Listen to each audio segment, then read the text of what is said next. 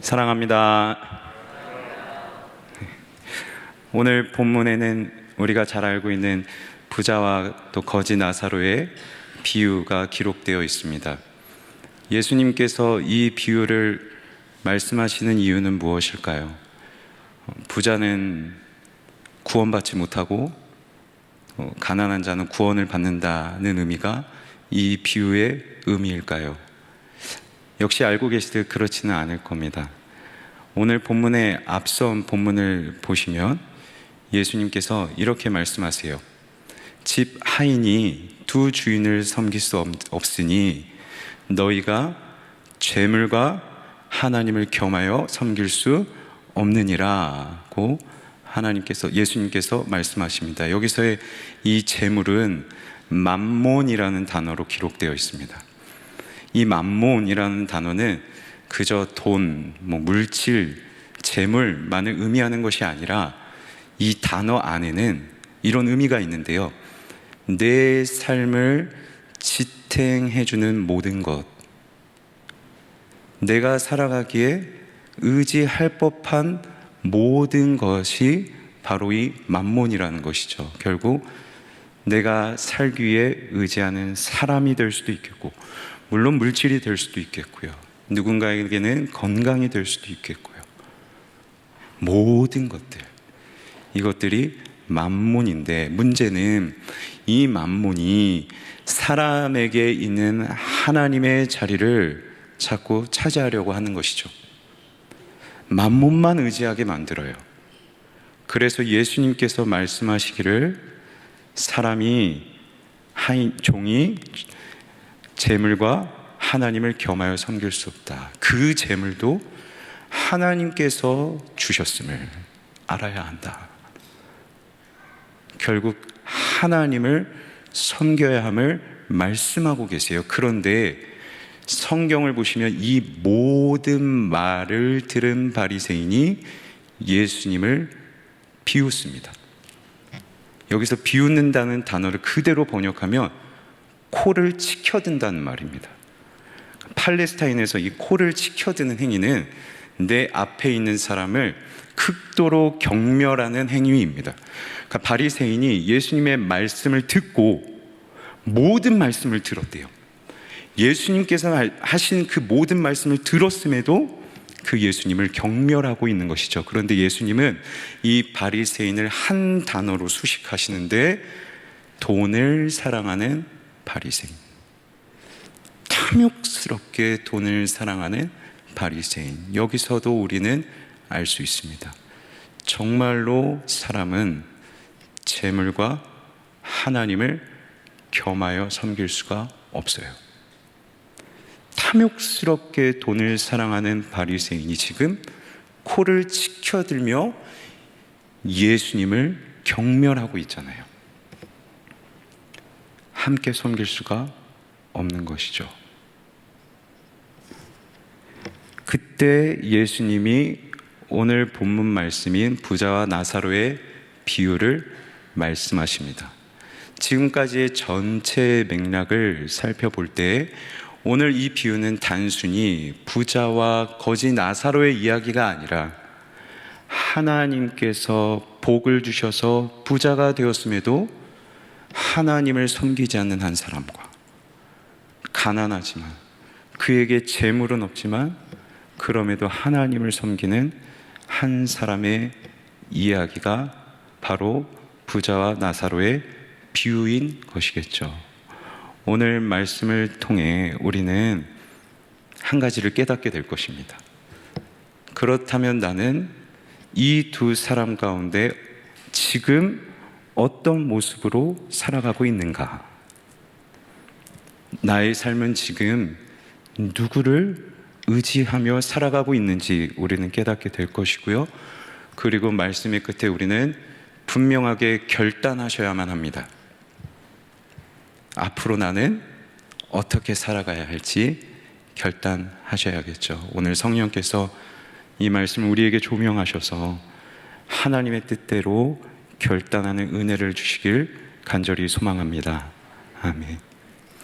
부자에 대해서 이렇게 기록하고 있습니다. 그가 자색 옷과 고운 베옷을 입고 있다. 그리고 호화롭게 날마다 잔치를 벌이고 있다고 기록하고 있습니다.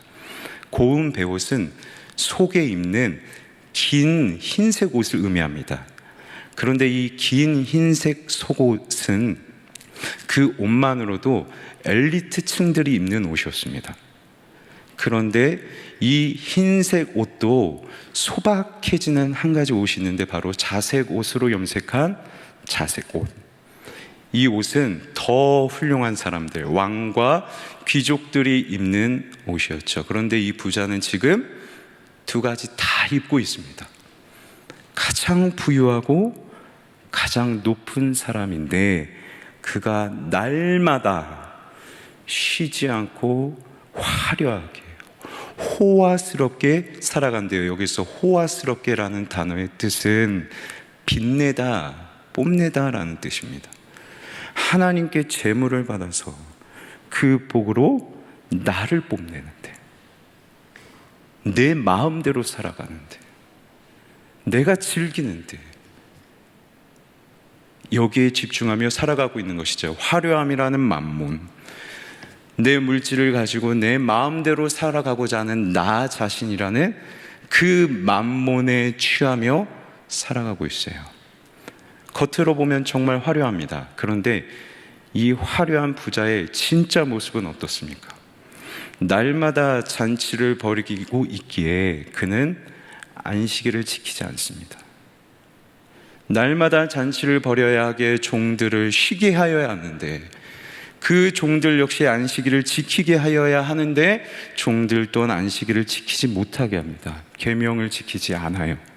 무엇보다도 자기 대문 바로 앞에 있는 나사로를 보고도 거들떠조차도 보지 않습니다. 주님께서 말씀하신 내 이웃을 내 몸과 같이 사랑하라 하신 최고의 계명을 이 부자는 지키고 있지 않아요. 겉은 화려한데 그의 실체는 하나님의 말씀을 외면하고 있죠. 여기서 기억하셔야 될 것이 있습니다. 하나님이 아니라 다른 것들, 내 삶을 지탱하는 것들이 나에게 하나님의 자리를 차지하여서 내가 그것들만 의지하며 살아가다 보면 어느샌가 결정적인 순간에 우리는 하나님의 말씀을 외면하고 있을 것입니다. 하나님이 아닌 다른 것들을 추구하고 살아가다 보면 하나님의 말씀, 하나님의 뜻은 더 이상 나에게 중요한 것이 아니게 되어버려요. 하나님의 말씀을 지키는 것은 더 이상 나에게 의미가 없어요. 그래서 계명을 지키지 않죠. 하나님의 말씀을 나에게서 외면하고 있다는 것은 하나님과 나의 관계가 단절되어 가고 있다는 것입니다. 기억하셔야 합니다. 오늘 예수님께서는 이 비유를 말씀하실 때 부자의 이름을 언급하지 않으십니다. 부자의 이름을 언급하지 않으신 것은 그가 정말 가치 없는 사람이기 때문이기도 하겠지만, 저는 부자처럼 살아가는 사람이 너무 많기에 누구라고 그의 이름을 특정할 수 없을 만큼 부자처럼 나의 만몬을 의지하며 살아가는 사람이 너무 많아서 그의 이름을 말씀하지 않으시는 것이 아닐까. 그러면 우리도 우리 스스로를 돌이켜볼 수 있어야겠죠.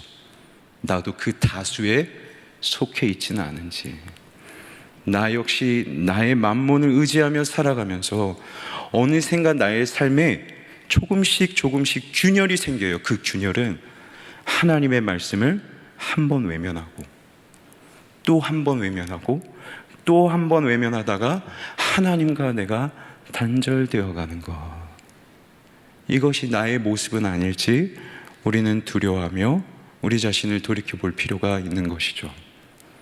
반대로 나사로의 모습은 어떻습니까? 나사로는 이 부자의 대문 앞에 버려져 있습니다. 여기서 이 대문은 보통 큰 성읍이나 왕궁의 문을 기록할 때 사용하는 단어입니다. 그러니까 엄청난 웅장한 대궐 앞에서 지금 이 나사로가 버려져 있는 것이죠. 굶주리고 있습니다. 가난합니다. 이 가난은 극복할 수 없는 가난이에요. 버려져 있어요.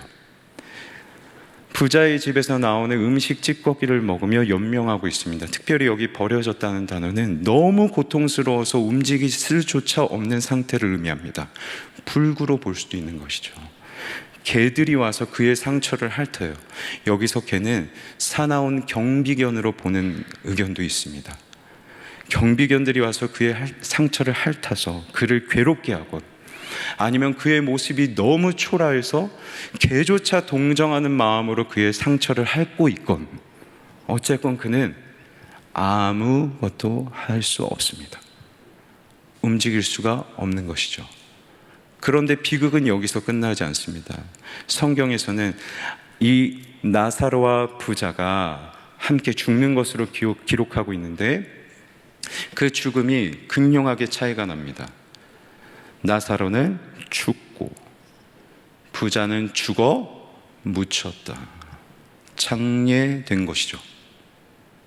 유대인들은 죽은 자가 장례되지 않은 것은 저주받은 것으로 여겼습니다. 사람이 죽음까지 저주받은 가장 큰 비극으로 여겼을 만큼 장례를 받지 않은 것은 큰 아픔이었던 것이죠. 부자는 부유했기 때문에 성대하게 장례를 치러 주었을 것이지만, 나사로는 가난하여서 그의 곁에 있는 사람들이 아무도 없어서 그는 장례를 치르지 못했습니다. 완전한 비극이 이 나사로의 모습인 것이죠. 그런데 정말 아이러니한 게, 이 나사로의 이름의 뜻이 하나님이 도우시는 자입니다. 가장 비극적인 삶을 살아가고 있어요. 사람이 가지고 있는 모든 문제를 다 짊어지고 살아가요. 물질의 어려움, 건강의 어려움, 아무도 없어요. 관계의 어려움, 모든 어려움을 다 짊어지고 살아가는 그가 대문 앞에, 그 대문 하나 차이로 나와는 너무 다르게 누릴 것 다 누리며 호화롭게 살아가는 그 부자가 있는데, 정작 내 이름은 하나님이 도우시는 자래요. 그런데 나의 삶은 하나님이 도우시는 것 같지가 않아요. 내 삶은 하나님이 도우시는 모습이 아니에요. 그런데 사실 이게 우리의 삶에서 우리와 그닥 먼 거리에 있지 않은 모습이죠. 믿지 않는 사람들은 다 누리며 즐기며 살아가고 있는 것 같은데, 예수님을 믿는 나는 아파요. 어려움이 와요. 괴로워요. 그래서 우리 누구나 한 번쯤은 이런 질문을 가지지 않습니까? 왜 나는 예수님 믿는데 이런 어려움을 겪어야 하지? 왜 내 인생은 이렇게 기구하지? 왜 나에게는 이 괴로움이 끊이지가 않는 거지? 저 바로 앞에 있는 문 하나 열고 나아가면 살아가는 믿지 않는 사람들은 하나님을 믿지 않는데도 누릴 것을 다 누리며 살아가는데 왜 나는 이렇게 아파야만 하지? 사실 우리는 이런 질문을 누구든지 할 수 있습니다. 그런데 이 질문이 때로는 우리를 위협하기도 합니다. 다시 한 번 더 기억하셔야 될 것이 있는데, 앞서 저는 부자의 이름을 언급하지 않으신 것은 그렇게 살아가는 사람들이 너무 많아서 특정할 수 없기 때문에, 그래서 부자의 이름을 언급하지 않았다면 오늘 이 것이, 재물은 하나도 없는데 이 초라한 이 나사로, 이 거지의 이름만큼은 특정하고 계세요. 예수님의 비유 중에서 사람의 이름이 기록된 것은 여기가 유일합니다. 특정하고 있다는 것은 반대로 특정할 수 있을 만큼 나사로의 결을 따라 살아가는 사람이 많지 않다는 것이겠죠.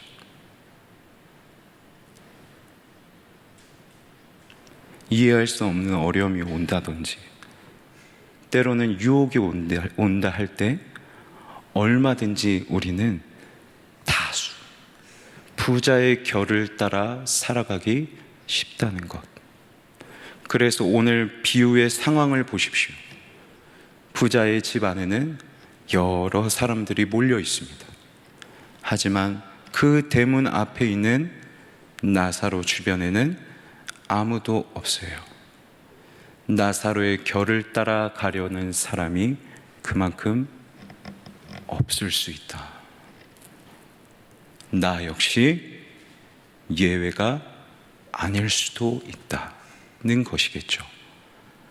그렇다면 나사로의 삶의 결은 무엇이었을까요?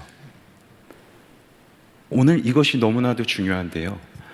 나사로에게 있는 결. 잘 알고 계시듯 이 비유의 결말은 나사로는 구원받아서 아브라함 품에 안기고 부자는 음부에 갇히잖아요. 나사로가 구원받았다는 것은 그에게 구원받을 만한, 그를 구원으로 인도하는 믿음이 나사로에게 있었다는 것이겠죠. 성경은 구체적으로 나사로가 어떤 행동들을 해왔는지 기록하지 않습니다. 그런데 그가 구원받았다는 것은 행위가 아니라 그 안에 분명한 구원에 이르는 믿음이 있었다는 것인데, 이게 나사로의 결이겠죠. 그렇다면 그 믿음이 무엇이었을까요? 말씀을 통해 확인하시죠. 아브라함이 이르되, 부자가 저 멀리 보니까 나사로가 있는 거예요. 그래서 아브라함에게 이렇게 부탁하죠. 죽은 나사로를 내 형제들에게 보내서 내 형제들에게 증언하게 하여 내 형제들이 이곳에 오지 않도록 해달라라고 말하자 아브라함이 이렇게 대답합니다. 그들에게 모세와 선지자들이 있으니 그들에게 들을지니라. 1세기 교회에서 팔레스타인들은 회당에서 모세와 또 선지자들이 기록한 말씀을 들었습니다. 그런데 여기서 들었다는 말은 단순히 귀로 듣기만을 의미하는 것이 아니라 그것을 내 마음에 새기고 내 삶의 자리로 나아가서 분명하게 순종한 것을 의미합니다. 아브라함이 이 부자에게 이렇게 말하는 것이죠. 아무리 죽은 나사로를 보내어 증언하게 한들 그들이 하나님의 말씀을 듣고 그것을 마음에 새겨 순종하지 않는다면 구원받을 수 없다. 그들이 만몬만을 의지하는 그 모습을 버리고 거기서 돌이켜서 하나님 말씀에 순종하며 하나님을 주인으로 섬기는 삶으로 돌이키지 않는다면 그는 구원받을 수 없다. 여기서 우리가 유추할 수 있는 구원에 이르는 믿음이란, 가난해도 내게 비극이 와도 하나님의 말씀을 믿고 그 하나님 말씀에 순종하며 하나님을 주인으로 사는 삶을 지켜가는 것, 이것이 구원에 이르는 믿음이라면 나사로는 어떻게 이 말씀을 믿었겠습니까? 그는 말씀을 듣고 홍해에서, 광야에서, 포로 가운데 가장 비극적인 상황에서 구원하신 그 구원자 되신 하나님, 그 말씀을 듣고 그 구원의 하나님이 나의 하나님이 되어주실 것을 믿고 그 말씀에 기록되어 있는 살아계신 구원자 하나님이 나의 하나님이심을 믿었던 것이죠. 성경을 보니, 말씀을 들으니 복을 하나님께서 주시고 구원하시니 온전히 그 하나님만 섬기래요. 그 하나님만 사랑하래요. 그래서 그 말씀을 자기의 마음에 새겨서 나에게 복 주시고 나를 인도하실, 구원하실 그 하나님을 나도 온전히 섬기겠다고 그 하나님을 떠나지 않는 것이죠. 그의 이름의 뜻대로 하나님이 도우시는 자에게, 나는 하나님이 도우시는 자에게, 하나님이 도우시는 자답게 나는 하나님을 떠나 살아가지 않겠다. 이것이 나사로의 믿음이었고, 그의 믿음이 그를 구원으로 인도한 것 아니겠습니까? 성도 여러분, 이것이 저와 여러분의 믿음의 결이 되길 주님의 이름으로 간절히 소망합니다. 하나님께서 이 믿음을 저와 여러분에게 허락하실 줄 믿습니다. 이 믿음으로 견디어 살아가다 보면 하나님께서 이런 은혜를 베풀어 주세요. 말씀을 통해 확인하시죠.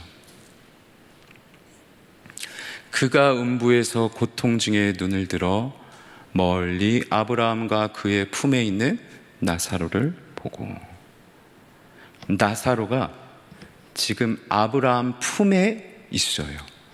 그런데 이 품에 있다는 것이 정확히 어떤 의미이냐? 같은 단어가 요한복음 13장 23절에 기록되어 있는데, 예수의 제자 중 하나 곧 그가 사랑하시는 자 요한입니다. 요한이 예수의 품에 의지하여 누웠는지라. 예수님의 품에 기대어서 누워 있는데, 이게 아브라함의 품에 있는 것과 같은 단어로 기록되어 있습니다. 그러니까 나사로도 아브라함에게 기대어 누워 있는 것이죠. 그런데 앞에서 보신 말씀처럼 요한복음 13장에 요한이 예수님 품에 기대어 누워 있는 것은, 이 상황은 어떠한 상황이냐? 예수님께서 제자들과 마지막 만찬을 벌이실 때 이야기입니다. 나사로가 아브라함 품에 기대어 있는 것은 하나님이 베풀어 주신 하늘 잔치가 지금 열려 있는 것이에요. 사진을 한번 보시겠어요? 이게 유대인들의 식탁의 만찬의 모습입니다. 이들은 누워서 식사를 하는데, 이 자리에서 가장 영예로운 자리, 가장 영광스러운 자리가 어디냐? 우측에 있는 이 잔치를 주최한 호스트 바로 오른쪽 자리입니다. 그 주인에게 기대어 있는 자리, 이 자리가 가장 영광스러운 자리예요. 저 자리에 지금 나사로가 있는 것이죠. 생각해 보십시오. 그는 이 땅에서 부자가 베풀어 놓은 잔치에 들어가지 못했어요. 그 잔치 소리를 듣기만 하고 그 잔치를 누리지 못했어요. 고난의 연속이었죠. 그런데 그 비극 가운데 있던, 가장 비극 가운데 있던 나사로를 하늘의 잔치를 베푸셔서 가장 영광스러운 자리로 하나님께서 회복시켜 주시는 것이죠. 하나님께서 저와 여러분을 이렇게 인도하실 줄 믿습니다. 하물며 천국에 있는 그 천국을 이 땅에서도 이루어 주시는 하나님이신데, 하나님께서도 이곳에 살아가는 우리에게 하늘의 잔치를 이 땅에서 베푸셔서 우리에게 있는 수많은 비극들, 물질의 어려움, 관계의 어려움, 건강의 어려움 가운데 있는 우리에게 하늘의 잔치, 가장 영광스러운 그 자리를 우리에게 허락하시고 저와 여러분을 완전하게 회복시켜 주실 줄 믿습니다. 그런데 이 은혜는 분명히 아무나 누리는 것은 아닐 것입니다. 그 누구나 누릴 수 있는 것은 아닐 것이에요. 나사로는 부자의 대문 앞에, 그 대문 하나를 들어가지 못했어요. 그런데 하나님은 그 나사로에게 천국의 문을 들어가게 하셨는데, 이제 이 부자와 나사로의 상황을 보십시오.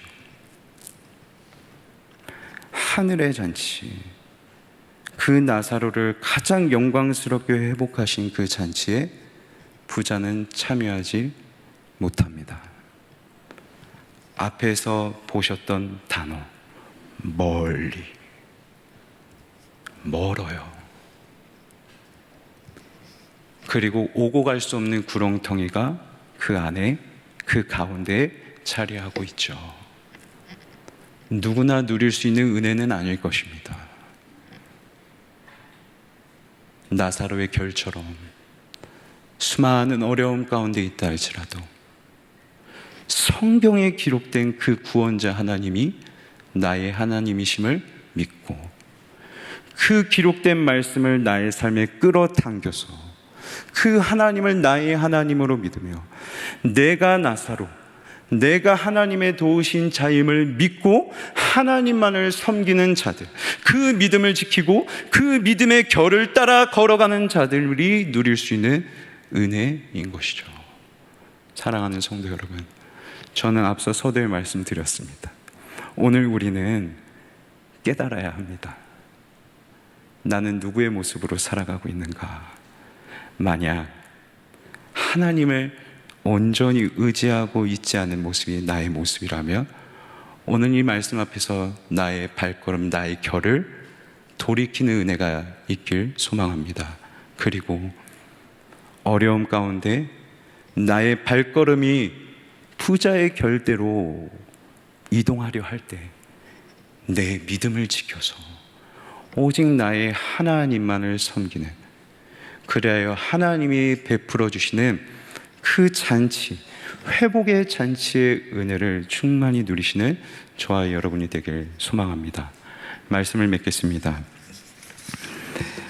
어쩔 수 없는 비극이 있고 때로는 나의 모습이 부자의 모습과 같을 때가 있습니다. 어떤 상황이든 달라지지 않는 것 한 가지 사실은 있습니다.